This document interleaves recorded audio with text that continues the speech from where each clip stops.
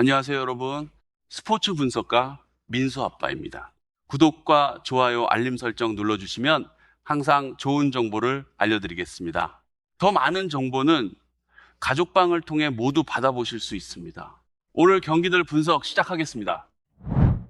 첫 번째 경기, 아탈란타 대 우디네세 경기입니다. 예상 라인업입니다. 아탈란타는 3-4-2-1 포메이션을 사용합니다. 3백을 기반으로 안정적인 수비를 구축하고 윙백의 적극적인 오버래핑을 통해 측면 공격을 전개하는 팀입니다. 중원에서는 활동량을 바탕으로 경기 템포를 조절하고 이선 공격 자원들이 움직이며 최전방 공격수를 지원하는 구조입니다. 우디네세는 3-5-2 포메이션입니다. 중원 숫자를 활용해 경기 밸런스를 유지하고 수비 이후 역습을 노리는 전술을 사용합니다. 투톱을 활용한 빠른 공격 전환과 세트피스 상황이 주요 공격 루트입니다.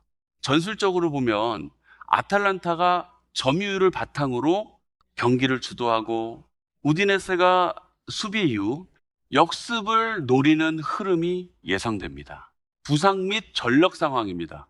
아탈란타는 스칼비니, 케텔라레, 에데르송, 라스파도리 등이 부상으로 결장 가능성이 있습니다. 다만 스카마카와 사마르지치 등 공격 핵심 자원들은 출전 가능해 전력에는 큰 문제는 없는 상황입니다. 우디네세는 자놀리, 베르톨라, 솔레 등이 부상으로 결장 예정입니다. 최근 흐름입니다. 아탈란타 최근 5경기 2승 1무 2패입니다. 도르트문트를 상대로 4대1 승리를 거두는 등 공격에서는 좋은 모습을 보여주고 있습니다. 우디네세 최근 5경기 2승 3패입니다. 피오렌티나를 상대로 3대0 승리를 거두기도 했지만 전체적으로 경기력 기복이 있는 모습입니다. 맞대결입니다. 두 팀의 통산 맞대결에서는 아탈란타 12승, 우디네세 7승으로 아탈란타가 약간 우위를 보이고 있습니다. 최종 결론입니다. 전력과 홈 경기 이점을 고려하면 아탈란타가 경기 주도권을 가져갈 가능성이 높습니다. 우디네세가 수비적으로 버티며 역습을 노릴 수는 있지만 전체적인 전력 차이를 보면 아탈란타 쪽으로 무게가 실립니다. 최종 예상은 아탈란타 승, 예상 스코어 2대1입니다. 두 번째 경기, 이 찰른 대 도르트문트 경기입니다. 예상 라인업입니다. 자, 찰르는 3-4-1 포메이션을 사용합니다. 3백을 기반으로 수비 라인을 구축하고 윙백을 활용한 측면 공격 전개가 특징인 팀입니다. 중원에서는 활동량을 바탕으로 경기 밸런스를 유지하고 이선 공격 자원들이 움직이며 최전방 공격수를 지원하는 구조입니다. 도르트문트 역시 3-4-2-1 포메이션입니다. 윙백의 공격 가담을 활용해 측면에서 공격 기회를 만들어내는 전술을 사용합니다. 중원에서는 사비처와 은메차가 경기 템포를 조절하고 이선 공격 자원들이 침투를 통해 득점 기회를 만드는 팀입니다. 전술적으로 보면 도르트문트가 점유율을 바탕으로 경기를 주도할 가능성이 높고 찰르는 수비 이후 역습을 노리는 흐름이 예상됩니다. 부상 및 전력 상황입니다. 찰르는 킬리안, 휘버스, 후세인 바시치, 마이나 등 여러 선수가 부상으로 결장 예정입니다. 수비와 공격에서 전력 공백이 있는 상황입니다.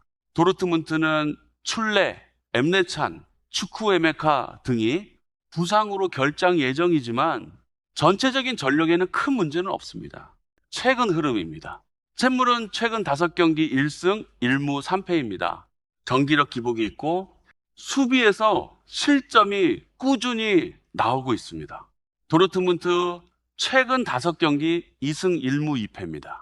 미넨과의 경기에서 접전을 펼치는 등 공격에서는 나쁘지 않은 모습을 보이고 있습니다. 맞대결입니다. 두 팀의 통산 맞대결에서는 도르트문트 13승, 뀨른 5승으로 도르트문트가 우위를 보이고 있습니다. 최종 결론입니다. 전력과 공격력 차이를 고려하면 도르트문트가 경기 주도권을 가져갈 가능성이 높습니다. 왜?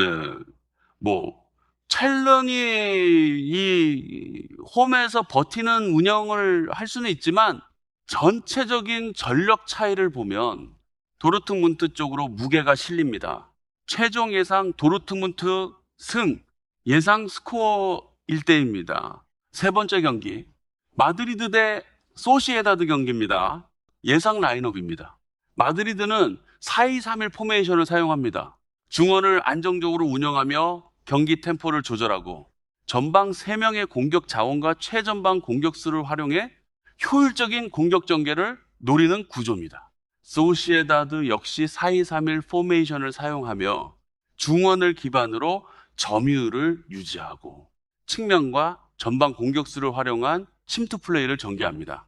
두 팀 모두 공격과 수비 밸런스를 고려한 전술을 구사합니다. 부상 및 전력 상황입니다. 마드리드는 바리오스가 부상으로 출전이 불확실하지만 주요 선수들은 정상 출전할 수 있어 스쿼드 운영에는 큰 문제는 없습니다. 소시에다드는 졸라와 쿠보가 부상으로 결장합니다. 일부 전력 공백이 있어 원정팀으로서는 부담이 될 수 있는 상황입니다. 최근 흐름입니다. 마드리드는 최근 5경기 3승 2패로 공격에서 꾸준한 득점력을 보여주고 있습니다. 특히 홈 경기에서는 안정적인 수비 조직력을 유지하며 공격 전개도 원활한 모습을 보여주고 있습니다. 소시에다드는 최근 5경기 2승 2무 1패로 공격력은 나쁘지 않지만 경기 기복과 수비 불안이 있습니다. 원정 경기에서는 마드리드에 비해 주도권 확보가 어렵습니다. 맞대결입니다. 두 팀의 통산 맞대결에서는 마드리드가 21승, 레알 소시에다드가 6승, 무승부 7회로 마드리드가 확실히 우위를 보이고 있습니다. 최종 결론입니다. 전력과 최근 경기 흐름, 홈 이점을 고려하면 이번 경기는 마드리드가 경기 주도권을 잡을 가능성이 높습니다. 레알 소시에다드가 원정에서 버티는 운영을 할 수는 있지만 전체적인 전력 차이와 경험에서 마드리드 쪽으로 무게가 실립니다. 최종 예상은 마드리드 승, 예상 스코어는 2대1입니다. 네 번째 경기, 빌바오 대 바르셀로나 경기입니다. 예상 라인업입니다. 빌바오는 4-2-3-1 포메이션을 사용합니다. 중원을 안정적으로 운영하며 경기 밸런스를 유지하고 측면과 최전방 공격수를 활용해 역습과 공간 창출을 노리는 구조입니다. 바르셀로나는 4-3-3 포메이션으로 점유율을 바탕으로 경기를 주도하며 측면과 중앙 공격 자원을 활용해 공격 기회를 만드는 전술입니다. 빠른 패스 전개와 돌파를 통해 전방 공격수에게 지속적으로 찬스를 연결하는 특징이 있습니다. 부상 및 전력 상황입니다. 빌바오는 일부 부상과 출장 정지 선수로 인해 스쿼드 운영에 제한이 있습니다.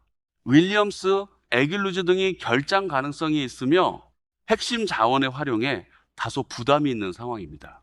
바르셀로나 역시 쿠데, 크리스텐센, 드용 등 일부 부상자가 있지만 주요 공격 자원인 야말, 토레스, 라피냐는 정상 출전 가능하며 전체적인 스쿼드 용수는 충분합니다.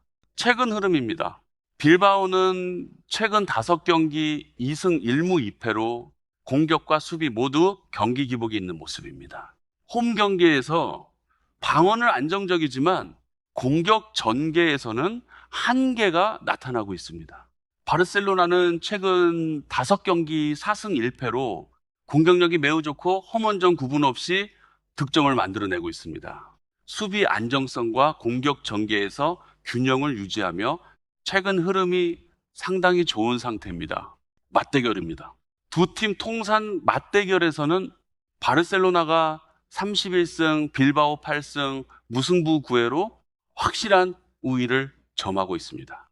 특히 최근 맞대결에서도 바르셀로나가 승리하는 경우가 많았습니다. 최종 결론입니다. 전력과 최근 경기 흐름, 공격력, 홈원정 상황을 종합하면 이번 경기는 바르셀로나가 경기 주도권을 가져갈 가능성이 높습니다. 빌바오가 수비적으로 버티더라도 공격력과 개인 능력에서 바르셀로나 쪽으로 무게가 실립니다. 최종 예상은 바르셀로나 승, 예상 스코어는 1대3입니다. 5번째 경기, 뉴캐슬 대 맨체스터 시티 경기입니다. 예상 라인업입니다. 뉴캐슬은 4-3-3 포메이션을 사용합니다. 중원을 중심으로 안정적인 볼 소유를 유지하며 측면과 전방 공격수를 활용해 찬스를 만들어내는 구조입니다. 빠른 측면 전환과 중앙에서의 연결 플레이로 공격 기회를 창출하며 공격과 수비 밸런스를 적절히 유지하는 팀입니다. 맨시티는 4-1-3-2 포메이션입니다. 중원 수비형 미드필더를 중심으로 경기 템포를 조절하고 전방 2명의 공격수를 활용해 빠른 패스 전개와 침투 플레이를 노립니다. 측면 윙어들의 스피드와 개인 능력을 활용해 공격 기회를 꾸준히 만들어내는 특징이 있습니다. 강한 압박과 빠른 공격 전환 역시 맨시티의 대표적인 장점입니다. 부상 및 전력 상황입니다. 뉴캐슬은 일부 핵심 자원이 부상 또는 출장 정지 상태입니다. 램지, 토날리, 기마랑이스 등이 결장 가능성이 있으며 스쿼드 운영에 제한이 있는 상황입니다. 맨시티도 레일리, 그바르디올, 코바치치 등 일부 부상자가 있지만 주요 공격 자원인 홀란드, 포덴, 실바는 정상 출전 가능하며 전체적인 전력과 공격력은 충분히 안정적입니다. 최근 흐름입니다. 뉴캐슬은 최근 5경기에서 2승 2패 1무를 기록하며 공격력은 나쁘지 않지만 수비에서 실점이 꾸준히 나오는 모습입니다. 홈 경기에서 수비 안정성은 일정 수준 유지하지만 강팀을 상대로 주도권을 가져가기에는 한계가 있습니다. 맨시티는 최근 5경기 4승 1무로 공격과 점유율 모두 안정적이며 홀란드, 포덴 등 핵심 공격수들의 득점력이 높아 상대 수비를 흔드는 능력이 뛰어난 상태입니다. 최근 경기력과 전체 전력을 종합하면 맨시티가 경기 주도권을 가져갈 가능성이 높습니다. 맞대결입니다. 두 팀 통산 맞대결에서는 맨시티가 29승, 뉴캐슬 4승으로 맨시티가 확실한 우위를 점하고 있습니다. 최근 맞대결에서도 맨시티가 승리를 가져가는 경우가 많았습니다. 최종 결론입니다. 전력과 공격력, 최근 경기 흐름을 종합하면 이번 경기는 맨시티가 주도권을 잡고 뉴캐슬은 수비적으로 버티면서 역습을 시도하는 그림이 예상됩니다. 전체적인 전력 차이를 고려하면 원정팀인 맨시티 쪽으로 무게가 실립니다. 최종 예상은 맨시티 승. 예상 스코어는 1대3입니다. 자, 이렇게 오늘 경기들 분석해봤습니다. 더 많은 정보는 가족방을 통해 모두 받아보실 수 있습니다. 오늘 경기들 여러분의 예상은 어떠신가요? 여러분의 예상 스코어는 댓글로 남겨주시고 구독과 좋아요 부탁드립니다. 구독과 좋아요는 큰 힘이 됩니다. 감사합니다. 스포츠 분석가 민수 아빠였습니다.